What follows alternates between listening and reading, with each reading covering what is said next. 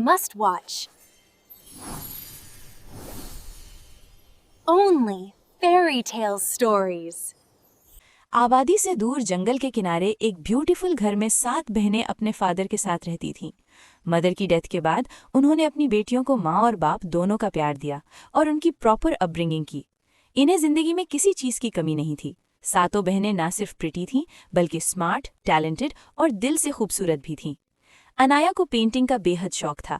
वो अक्सर गार्डन में बैठी नेचर की मैजिकल ब्यूटी को कैनवस पर उतारती रहती थी। अनाबिया को कुकिंग का जुनून था। किचन की सारी रिस्पॉन्सिबिलिटी उसने खुद संभाल रखी थी और उसके हाथ के खाने में एक खास लव होता था। फैशन डिजाइन वरीशा की पैशन थी। तमाम बहनों के लिए एलिगेंट आउटफिट्स वही डिजाइन करती और हर लिबास में उसकी क्रिएटिविटी झलकती थी। फिजा को घर सजाने का शौक था और उसकी वजह से उनका घर वाकई ब्यूटी एंड परफेक्शन की आला मिसाल बन चुका था। सर्दियों की शामों में सब बहनें गार्डन में बॉनफायर जलाती, गरम गरम कॉफी एंजॉय करती और सानिया अपनी सूदिंग वॉइस में सबको पोइट्री और सॉन्ग सुनाती। ये लम्हे उनके लिए प्योर हैप्पीनेस होते थे।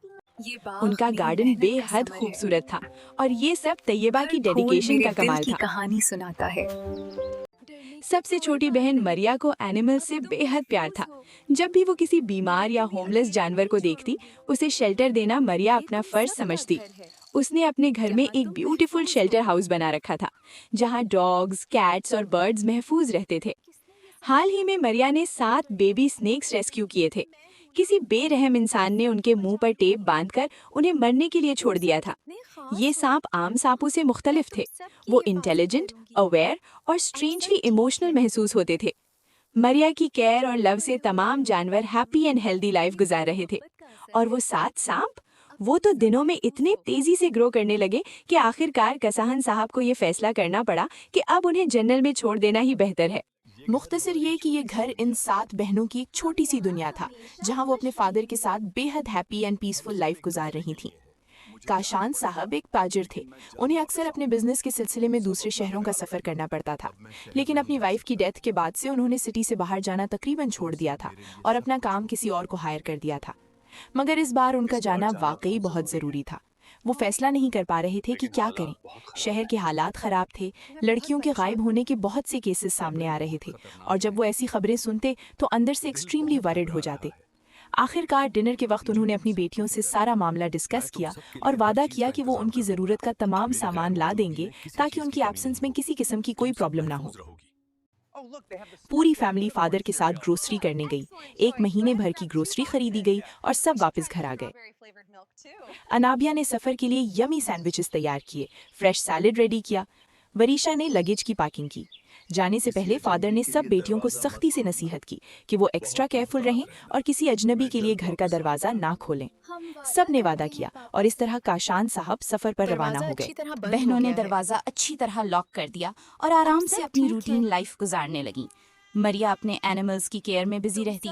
सांप अब कम्प्लीटली हेल्दी हो चुके थे और हैरत अंगेज बात ये थी कि उन्होंने कभी किसी को नुकसान पहुंचाने की कोशिश नहीं की। कई दिन गुजर गए। एक दिन दरवाजे पर दस्तक हुई और एक औरत की आवाज सुनाई दी। कोई है? सब बहनें फौरन दरवाजे के पास जमा हो गईं और पूछा, कौन है? प्यारी भांजियों, मैं तुम्हारी अम्मी की सग्गी बहन हूँ। आपको गलत फहमी हुई है। हमारी कोई खाला नहीं। हमारी मामा अपने पेरेंट्स की इकलौती औलाद थी, बिल्कुल हमारे पापा की तरह। इसलिए ना हमारी कोई खाला है। अरे बेटा, तुम उस वक्त पैदा भी नहीं हुई थी जब मेरी शादी दूर प्रदेश में हुई थी। तुम बहुत प्यारी बच्चियां हो। अरे बेटा, देखो मैं बहुत दूर से आई हूँ, बहुत टायर्ड हूँ। बाहर धूप इतनी तेज है कि मेरा दिमाग मेल्ट हो रहा है। कोई साया भी नहीं जहाँ मैं कुछ देर खड़ी हो सकूं। बस थोड़ी देर आराम कर लूंगी, फिर तुम्हें तुम्हारी मामा के ब्यूटीफुल मेमोरीज सुनाऊंगी। तुम सब भी उन्हें मिस करती होगी। नहीं, हरगिज नहीं। खुदा के वास्ते दरवाजा मत खोलो। मुझे पूरा यकीन है ये औरत हमारी खाला नहीं है। मरिया, जिसने गोद में क्यूट लिटिल पपी मैक्स उठाया हुआ था, अचानक जोर जोर से भौंकने लगा, जैसे वो कह रहा हो, दरवाजा मत खोलना। दरवाजा मत खोलना? ये औरत नहीं, ये आदमखोर विच है। कुत्ते की आवाज सुनकर वो औरत नागवारी से बोली, कितनी गंदी बदबू आ रही है। कहा जाता है कि जानवर वो भी देख सकते हैं जो हम नहीं देख पाते, इसीलिए मैक्स सिर्फ उसकी आवाज से ही पहचान गया था कि वो कौन है। और हकीकत भी यही थी, वो एक चुड़ैल थी। मैक्स जानता था कि वो लड़कियों को खाने आई है, और चुड़ैल भी ये बात जानती थी कि जब तक ये जानवर लड़कियों के साथ है वो उन्हें नुकसान नहीं पहुंचा सकती। सारी रात वो चुड़ैल घर के गिर्द मंडलाती रही और अपने आप से कहती रही, इस घर में 7 बहनें हैं, इन्हें खत्म करके मेरी शैतानी ताकत 1000 गुना ज्यादा स्ट्रांग हो जाएगी। लेकिन मैं इजाजत के बगैर इस घर में एंटर नहीं हो सकती, और ये जानवर, ये उन्हें दरवाजा नहीं खोलने देगा। मुझे इस कुत्ते का कुछ करना पड़ेगा। अगले दिन चुड़ैल ने एक नई ट्रिक चली। उसने अपने जादू से डाइनिंग टेबल पर 7 कपकेक्स रख दिए ताकि बहनें उन्हें खा लें और उसके स्पेल के काबू में आ जाएं। फिर वो जो चाहे कर सकती थी। इत्तेफाक ऐसा हुआ कि उस वक्त मरिया जानवरों की केयर में बिजी थी और वो कपकेक्स बाकी 6 बहनों ने खा लिए। फिर चुड़ैल ने दरवाजा खटखटाया और रोती हुई आवाज में बोली, प्यारी भांजियों, दरवाजा खोलो। मैं बस तुम्हें एक बार देखकर अपनी आंखों को पीस देना चाहती हूँ। तुम मेरी मरी हुई बहन की निशानी हो। मैं परदेश से तुम्हारे लिए गिफ्ट्स भी लाई हूँ। बस एक बार अपनी सूरत दिखा दो। तुम में मुझे अपनी बहन नजर आती है। एक बार देखने दो। क्या पता ये वाकई हमारी खाला हूँ? कहीं हम उन्हें नाराज ना कर दें। नहीं, हमने पापा से वादा किया था कि जब तक वो वापस नहीं आएंगे हम दरवाजा नहीं खोलेंगे। और फिर मैक्स भी सारी रात भूखता रहा है। शायद वो हमें किसी डेंजर से वार्न कर रहा था। अगर दरवाजा खोल भी लिया तो क्या फर्क पड़ जाएगा? फर्ज करो अगर ये वाकई हमारी खाला ना भी हो, तू भी ये हमारा क्या नुकसान कर लेगी? उनकी उम्र तो देखो। ये हमें क्या हार्म करेगी? जैसे हम मामा को मिस करते हैं, उसे भी अपनी बहन याद आती होगी। नहीं, मैं दरवाजा नहीं खोलने मगर वो दूंगी। बहनें जो जादूगरनी के स्पेल में थीं, उन्होंने मारिया की एक न सुनी। उसे दरवाजे से जोर से धक्का देकर हटा दिया और दरवाजा खोल दिया।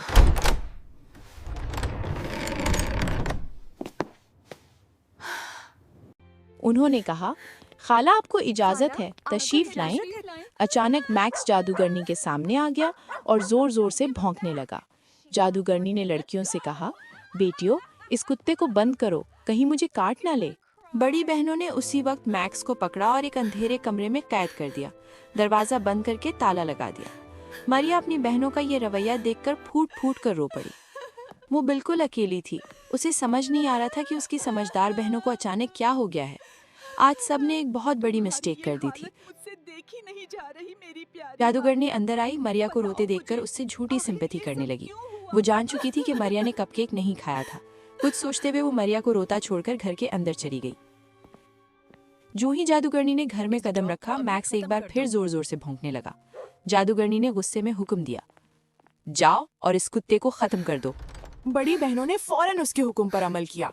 मरिया ने उन्हें रोकने की बहुत कोशिश की, लेकिन अब वो खुद अंधेरे कमरे में बंद हो चुकी थी। दोनों बहनों ने मैक्स को मारकर गार्डन में दफना दिया।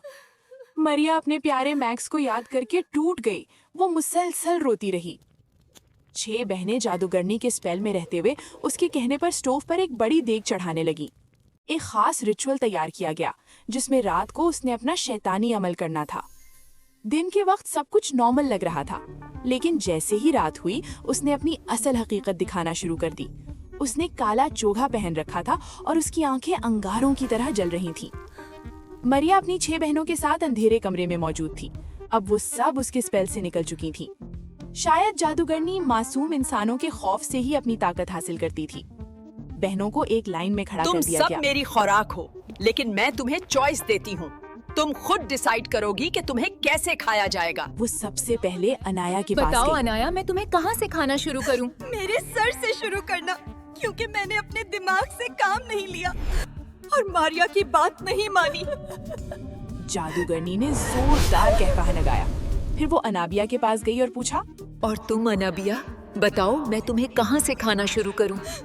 सबसे पहले मेरे हाथ खाओ, क्योंकि इन्हीं हाथों से मैंने अपनी प्यारी बहन मारिया को धका दिया था। फिर जादूगरनी वारिशा के सामने रुकी और वही सवाल दोहराया। वारिशा ने रोते हुए कहा, तुम सबसे पहले मेरे कान खा सकती हो, क्योंकि उन्होंने मारिया की एक ना सुनी। जादूगरनी कहकहे लगाते हुए फिजाइया के पास गई।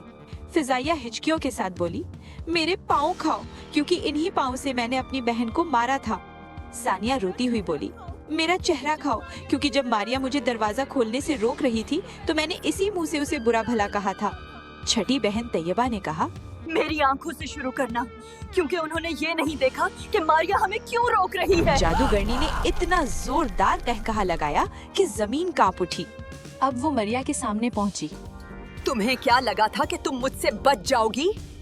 बताओ, मैं तुम्हें कहां से खाऊं?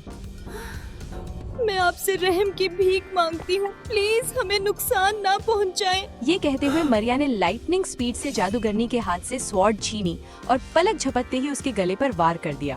जादूगरनी के गले का काला लॉकेट टूटकर जमीन पर गिरा और अगले ही लम्हे जादूगरनी राख बन गई। सातों बहनें एक दूसरे से लिपट गईं, आंसुओं में डूबी हुई। उन्होंने मरिया से माफी मांगी। मरिया ने कहा, तुम सब उसके स्पेल का शिकार थी, तुम्हारा कोई कसूर नहीं। यूं खुदा की मदद और मरिया की ब्रेवरी और प्रेजेंस ऑफ माइंड ने उन सबको एक नई जिंदगी अता की।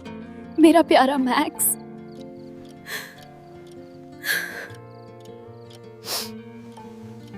लेकिन कहानी यहाँ खत्म नहीं हुई। जादूगरनी के फातमे के साथ ही उस घर का एक और मिस्टिकल कर्स भी टूट गया। वो 7 सांप जिन्हें मरिया ने रेस्क्यू किया था, वो 7 खूबसूरत नौजवानों में बदल गए। इंसान बन गए हैं। ये मोजिज़ा है।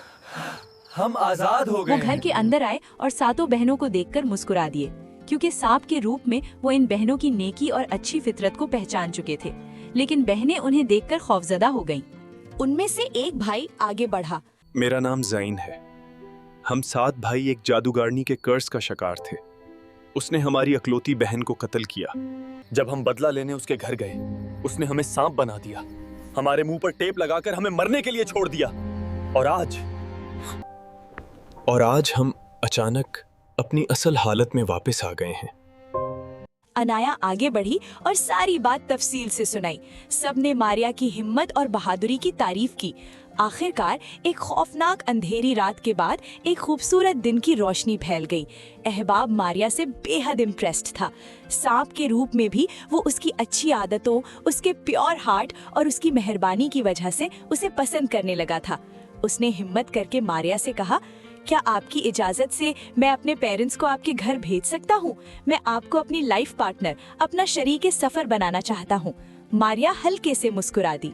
सातों नौजवान शुक्रगुजारी के साथ मारिया और उसकी बहनों का शुक्रिया अदा करके अपने घर की तरफ रवाना हो गए।